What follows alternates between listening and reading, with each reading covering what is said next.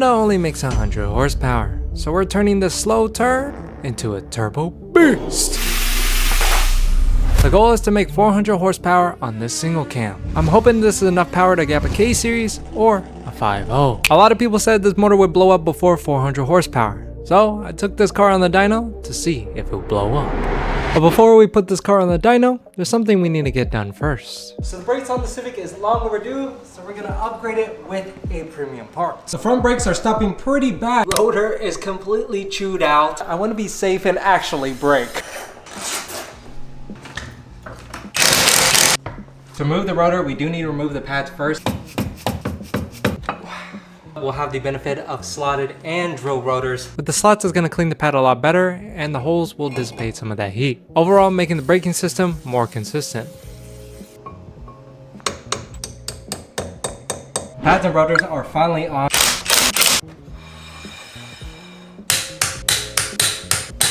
The only thing left to do is to take the Civic to the dyno, and that will be a 5-hour drive from Arkansas to Texas. It's finally time to see how much power it would make. We got it all strapped down, and if you look very closely, oh my god. The strand is literally holding the Civic in place. We are getting tuned today by Yash Tune, K24. Turbo. Dude, this thing is sick. I always wanted an RSX. Wise-coil piston, eagle rods, that ratio for compression, I think it's like 8.4, 8:5. Stock valves, spring retainers are Brian Cower. Ported head, 3067 turbo. So how much you think is gonna be with all the stuff that's there? Low 300s would be, I think, ideal. Of course, if we can make more like mid 300s, then of course that'll be great.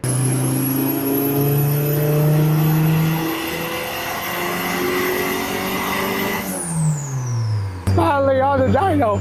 I've been waiting so long for this.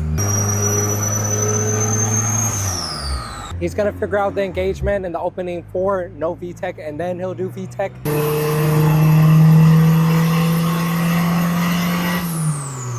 Oh wait, hold on. We made 27,000 horsepower.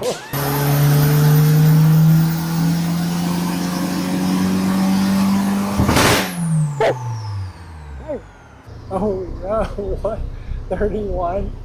But you guys know, it's not a Jerk My video until something goes wrong. Yash told me that the car wasn't even making boost over 8 pounds. Which means if the car is not holding boost pressure, we can't make any more power. Which is weird, because when we did the E-Tune with Yash, we were able to put 22 pounds on the car itself. With the 7 pounds, it's only making like 130, which is no good. We're not making 130, we're trying to make over 300. When it comes to a boost leak, it could be from the wastegate, blow-off valve, or even the intercooler piping. Because I didn't know where to look, I called a couple OG friends that used to race back in the day with their Hondas, and ironically, they're the same people that powder coated my wheels. And after a little bit of digging, they finally found out what it was.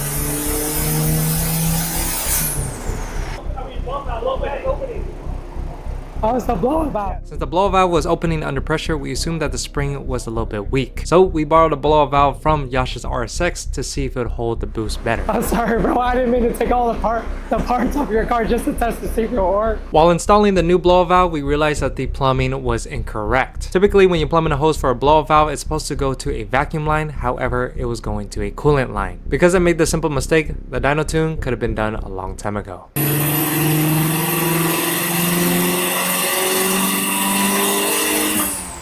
And just from that one run, we were able to move up from 130 to 229 horsepower. So okay. The blue one. And that's me stopping it right around 5K.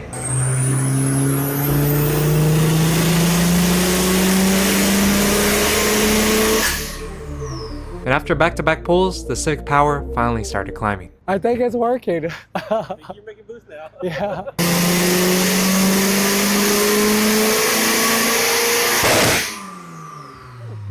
I had to step back a little bit. Whoa! Oh! Oh! My God.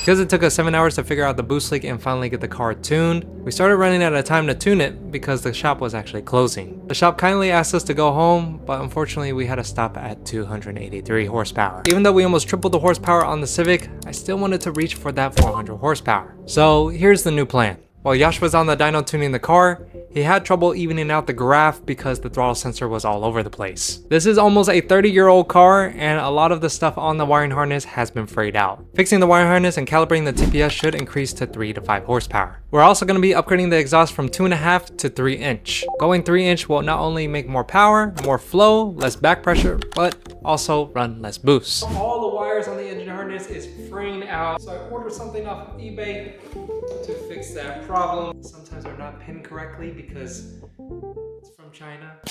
With this new engine harness, it should be pretty simple to plug in since everything is labeled. So like the old saying goes, out with the old and in with the new.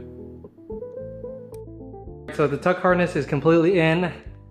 Injectors are plugged in, alternators plugged in. The distributor is also plugged in.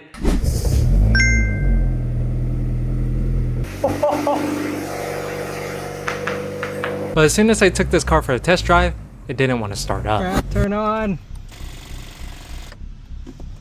Oh my god, this is the worst. I'm in the middle of the road too. Turn on. Yeah. All right, here we go. We're in the middle of the damn road.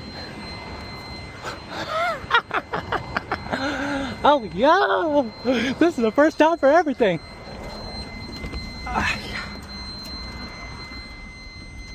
So the last few days, it's been rough with the Civic. Electrical issues, and I'm not sure if it's the new harness that I put on. I went on Rock Auto and bought a new alternator. I'm hoping that fixes the charging issue. Even though this is a remanufactured alternator, I mean, man, this does look good.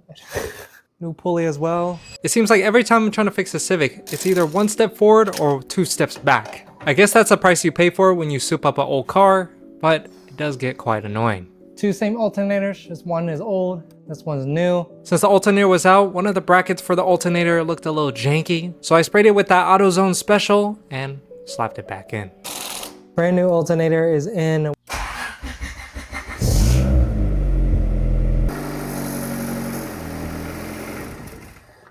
Crap. So I find it weird that the battery's not charging even with the new alternator. I pulled the alternator fuse, and if you look very closely, it's actually burnt out. But even though I figured out it was a blown fuse, I actually went through more than one. And because I was blowing fuses left and right, that means there's a short in the system. So I backtracked the eBay harness to see why it's not charging the alternator, and turns out the pins were incorrect. The white and the gray were misplaced, hence why the ECU couldn't compensate for the voltage. And once the Civic was fixed, all the pieces for the exhaust came in. PLM makes a 3-inch piping already pre-mandrel bent, so that way you don't have to make a custom exhaust. However, we do need to make a custom downpipe since this car is turboed. But using this PLM exhaust will make our life easier and make some more power since it's already 3-inch. So I headed back to Texas once again to get the exhaust set up and also get that custom downpipe made. We're at VO2 Metalworks. PLM makes it very easy to put on this exhaust since everything is pre-made. This exhaust comes with everything that you need, from the clamps to the piping. PLM also has a huge selection of parts, so if you guys need anything for your vehicle, make sure to check the link down below. With this 3-inch exhaust, we're going to pair it up with a Jackspania turn down muffler. Since the car is already turboed, it shouldn't be that loud, and I think this will give the car a perfect sound.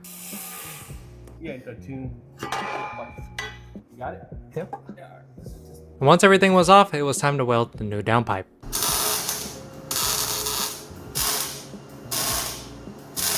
Big thanks to Don and Tony at VO2 Metalworks. They spent literally all night trying to help me line this up and make the custom downpipe. Without them, I wouldn't be able to get the Civic on the dyno the next day. I added a flex pipe here, welded that up, and if you look very closely, it barely clears the dump tube, and as well as the slave. Now the exhaust is fully finished, it's finally time to see how much power we're gonna make from this 3-inch exhaust, or was it just a waste of time?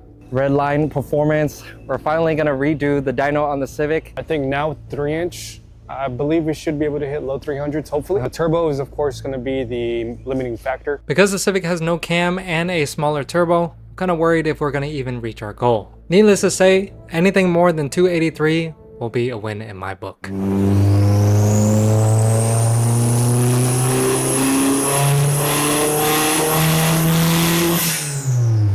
Is TPS still like throwing it off, or? No, it's the quick spool feature.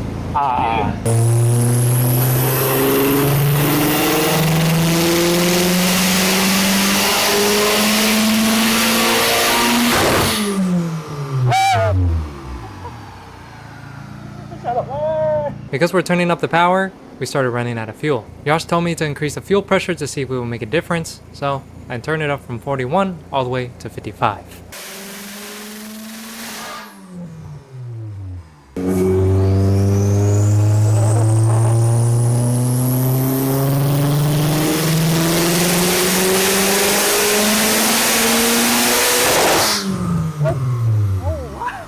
But even though we increased the fuel pressure to make some more power, unfortunately the fuel pump couldn't keep up. The highest number we seen was 332 horsepower.